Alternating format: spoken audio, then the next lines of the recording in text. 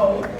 Laura has been an active member of the Fuchs and in 2019 did amazing work to organize Hope members in both her local and the Metro Council to support the election of 2 new school board members around the issues of greater equity and transparency around school funding and throughout the district. So with this, again, my sister in education, Laura Fuchs.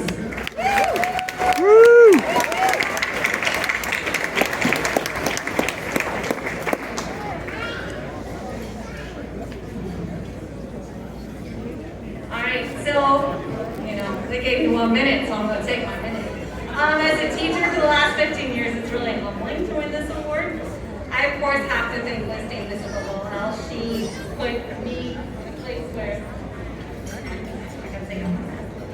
she put me in a place where I could really, deal with politicians face to face, and she let me do that. I won this award after spending an entire summer going to politicians' houses, yelling at them in person because they were trying to force teachers to go back in the classroom before it was safe. I had the cops called on me by the very people sitting in this room. So it's kind of interesting that we're sitting here with a bunch of people who claim that they're for labor, who want to sit here saying they're for labor, while they in fact do not support a single thing to support their educators, support the people in this room when it comes down to it.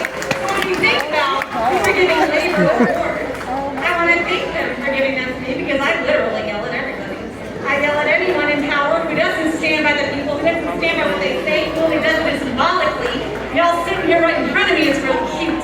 So, thank you very much for this reward. I'm going to take it.